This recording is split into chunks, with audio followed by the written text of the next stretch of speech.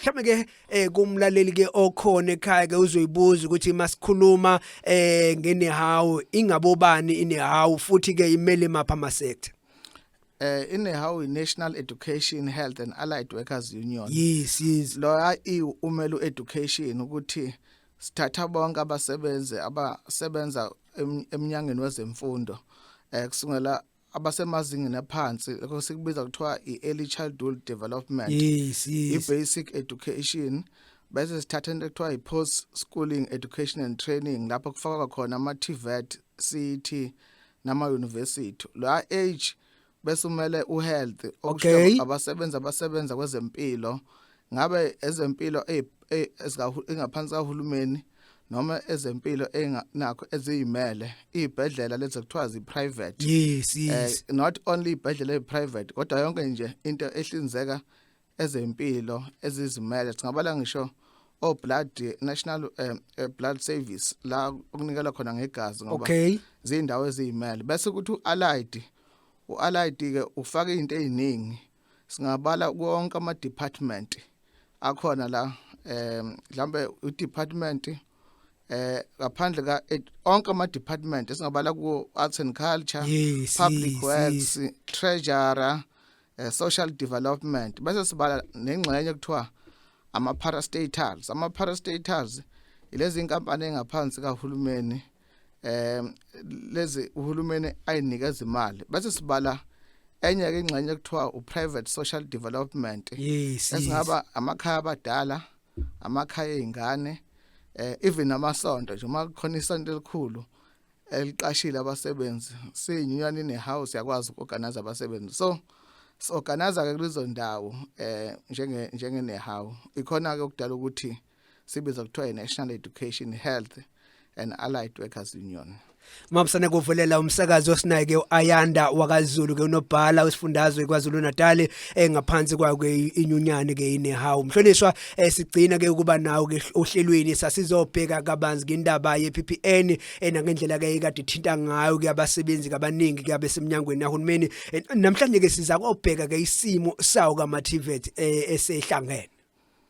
Yebo kakhulu ngesikhathi sigcina ukuhlangana sasikade siqeda isiteleka sethu esingathi nje saba ingqophamlando kwi-sector okuyi-TVET ne-CET mhlambe umuntu kubalekile ukuthi akakacacise ukuthi lama sectors ayingxenye post schooling education and training kodwa ke ngokwe setup yakwa DHET angama branch ahlukene okusho ukuthi ano DDG abahlukene kufike kube i-TVET le khona eqaleni yayibizwa ukuthiwa ama FETs umukhumbula kahle ama Federal Education and Training bese kuthi kuba khona i-CET ebizwa ama community colleges kakhulu abanye babiza community colleges eqaleni kwakubizwa kuthiwa ABET okwabe sekuhlanganisa ama centers amaningi kwase kwakho each and every province kwase kuthiwa izoba ne-CET eyodwa njengala kwaZulu Natal nje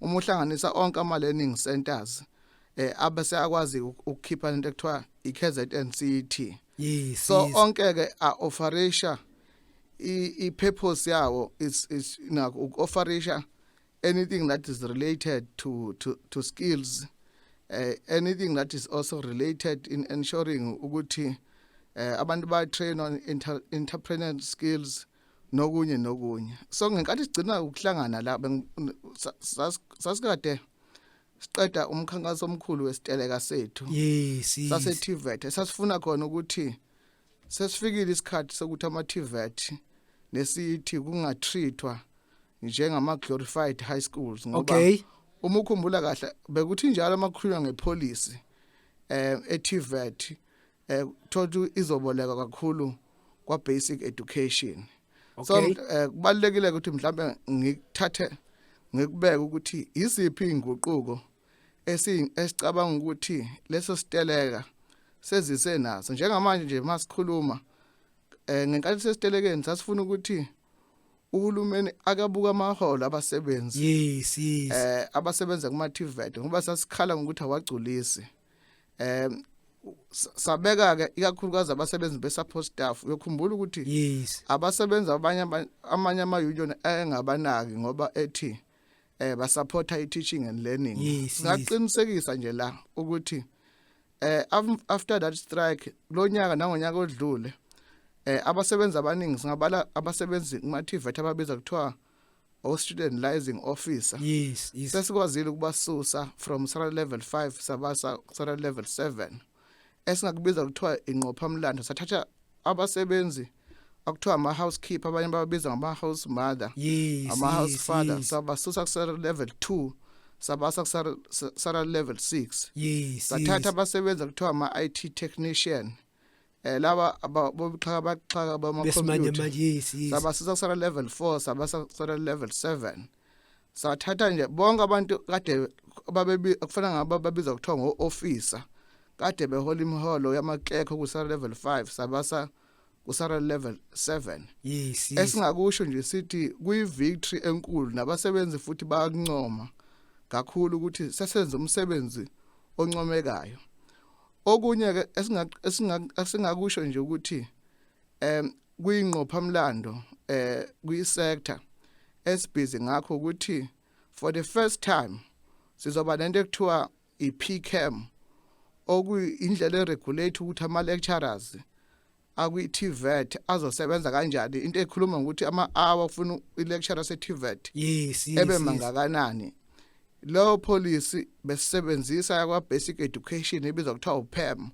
Sesifikile njengamanje ke sesikuma final stages yokuthi soyisayina lapha ne PSCBC iPCAM okuyiyona ze regulate ukuthi ama lecturers azosebenza ama amangakanani, okuyiyona futhi efuna ezosithatha isise kwi new salary dispensation yama lecturers eTVET, ngoba siyakholelwa ekuthanini ama lecturers eTVET akufanele ehola imali efana nothisha baseyikoleni, because njengamanje nje we are migrating to new occupational programs. Okusho ukuthi ama lecturers kuzodemanda ukuthi ahlome ngayo yonke into ngeexperience, ahlome ngetheory, ahlome ngepractical. So sasenzeke iproposal thina njengenehawu lapha abaxoxa khona indaba zabasebenzi eJPSSBC ukuthi laba basebenzi kufuna bebekwe kwi level efananise nakuma university, ngoba uyabona ukuthi ama TVET ngeke usawabiza ngama glorified high school. So I policy position yokuqala si influenceile esidlulile kuma sectoral bargaining council. Okwesibili sakha ke manje lokuthiwa uhlaka la okuzo professionalize umsebenzi wama lecturers ema TVET. Mhlawumbe ubukuze umsakazi ukuthi khona into ezikoleni abayibiza kuthiwa uSACE, South African Council of Educators. Nathi ema TVET ngoko professionalize sifake ngaphansi ka SACE. Njengamanje ke sakhe i-task team ne Department of Higher Education. I-task team ke eyakha into eyibiza kuthiwa i-SafeSect, okuyiyona institution ezoba ngawo onke ama lecturers abasebenzi abasebenza kuma TVET nakuma CET, okuzoba yiyona ke professional board yawo okuzothi whatever ezo regulator ukuthi these are ethics or the standard that is expected from a lecturer of the TVET and the CET. So sakhi task team between the department nenehawu, ngoba inehawu yona enkulukazi erepresent abasebenza kuma TVET nama CET esikuthatha njengegxathu elikhulu.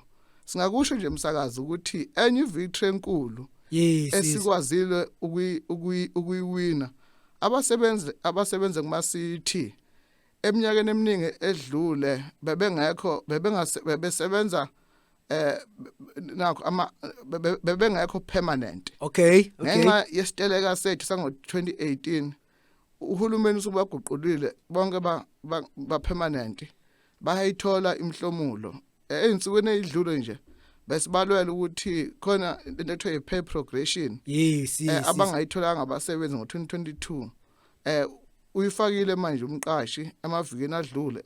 Bakhona futhi abasele azobafakela futhi einsukwini ezizayo. Njengamanje abasebenzi basema-CET bayaqualify njengabo bonke abasebenzi bakahulumeni ukuthi bebe nama benefit. Njengamanje ke sifuna ukuthi i-CET sector kungabi nje kuphela ukuthi kusetshenzwa ama-hours amathathu noma amane ngosuku. Sifuna ukuthi isebenze njengawo onke ama-sectors a-provider i-teaching and learning ukuze nayo izokwazi ukumitha ama-target ngoba lama-sectors awu-2 they are more about being responsive in terms of the creation of jobs and also enhancing our economy through the drive of the skills revolution, because that is the strategic objective of their existence. So eminye yemzamo esiyenzayo njengenyunyana nehawu ukuphucula le sector nokwenza sure ukuthi ama conditions of service abasebenzi asesimeni sikahle. So bese kuthi ke ukugcina sisemkhankasweni ke manje ukuthi sifuna abasebenzi base-TVET ne-CET lapha eindabeni okuxoxwa kuzona indaba zabasebenzi. Okay. Bebe nento ekuthiwa independent bargaining council. Bengabibikho ngaphansi kwe-GPSSBC, bengabibikho ngaphansi kwe-ERC ngoba sicabanga ukuthi isector yethu ipeculiar and sicabanga ukuthi kuyobaleka ukuthi sibe nendawo yethu lapha kuxoxa khona indaba zabasebenzi ngoba uma uyokhumbula kahle ukuthi lokho sibangile abanye bathi asihlale e-ERC abanye bathi asihlale e-GPSSBC. Thina kumbono wethu ukuthi kubalekile ukuthi sibe ne-independent bargaining council bese kuguqulwa umthetho umqashi wethu kungabi uminister wa Department of Public Service and Administration, umqashi wethu kubo i-Department of Higher Education. So ilezo zinto ke esingasho sithi kulama sectors sibhizi ngazo kodwa zikhona inselelo. Yes, ngisathi ngiyalapho ke mfowethu Mageba ukuthi kukuhle impela ke bengiya bencuncoza abasebenzi ke ngeqhaza elihle elibambile ukuthi niguqule ke iTVET ibe sesimweni ke kusebenzekayo kusona. Kukhona lo mthanseyana ke izinto otholayo ukuthi zisazona inselelo. Inselelo ezinkulu nje engayibala oqala engathi inkulu inselelo yokuthi i-National Treasury lokho singathi umnyango wezeyimali ubonakala ukuthi unikeza ama-TVET nama-CET imali encane. Okay. Leyo mali encane iba nomthelela kwi-teaching and learning okuyi-core business yomsebenzi. Kwesinye isikhathi uzothola ukuthi abasebenzi bagcina njalo mase kuzophela unyaka bencikisela ngendaba yomsebenzi ukuthi inkontileka zabo mhlambe zingaba sengcupheni. Ilezo zinto esingathi ziyingqinamba enkulu esibhekene nazo. Uyothola ukuthi ema-college amaningi abakwazi ukusupporta kahle i-teaching and learning ngenxa yokuthi imali azikho. Okokuqala nje ezincane eqhamuka ku-treasury kuzoba inkinga kakhulu ke manje njengoba sek-introduce these new occupational programs ngoba uhulumeni uthi ngeke zayinyuse i-budget yama-college ngokuthe xaxa. Sizofaka ama-programs amasha a-skills based azodemand ama-resources amakhulu kodwa sisebenzisa i-budget efanayo. I-challenge yokuqala ke singathi inkulu leyo esibhekene nayo kule sector. Yesibili sicabanga ukuthi indlela okukhethwa ngayo laba babiza kuthiwa ama-councillor ama-governing councillor of colleges bonakala ngathi kuthathwa abantu okusukela abangenalo ulwazi okudala ukuthi amakolisha amaningi angabi nalo uzinzo. Singakhuluma nje lapha KwaZulu-Natal maningi ama-college owabonayo ukuthi awanalo uzinzo awanabo futhi ngoba ubudlelwane phakathi kwe-council ne-management abuhle kahle kakhulu ngoba labantu osike bethathiwe ukuthi bezo supporta umsebenzi through i-council kusesikhathi abantu abangenalo ulwazi noma abantu abazele lapho ukuzoyifunela imali bese kudala ukuthi ngabibikho uzinzo. Ikhona ke esesihlaba ikhwela ukuthi kubalekile ukuthi i-Department of Higher Education uma i-appointa ama-governing council ikhethe bona abantu esingathi ba-skilled kule sector. Uyokhumbula ukuthi ekuqaleni bekuthi ma-appointa even no principal e-college kuthathe nje umuntu okade efundisa esikoleni noma e-primary noma kuphi ezoba u-principal noma ezophatha la ema-college. Sesekuvala ke njengenehawu lokho akasekho umuntu oyokeba u-principal e-college noma ebe deputy principal e-college noma ebe campus manager e-college noma ebe yini e-college ongenazo isipiliyoni sekusebenza kule sector ngoba sicabanga le sector isiyenza umsebenzi omkhulu ukwazi ukunikeza abasebenzi isipiliyoni esanele ukuthi bekwazi ukuphatha lama college. Okunye ukusikhalisa kakhulu ukuthi kunama findings amaningi lama college corruption nepotism besivakashela nje ikomiti lezemfundo amabanga aphakeme amasonto amabili edlule lapho senze khona izethulo sibheka ama college afana noLangeni lapha kunama report khona o-Public Service Commission about corruption ye management sibheka namanye kamakolishi esicabanga ukuthi kubalekile ukuthi i-higher education portfolio committee izume in.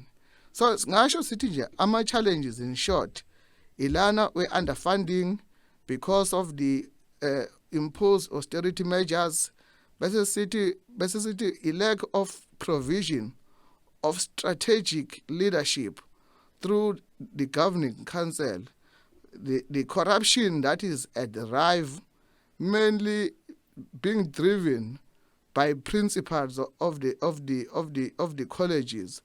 By the way, most of them ngaphandle ungazucabanga ukuthi khona upresident ngendlela abagadwa ngayo.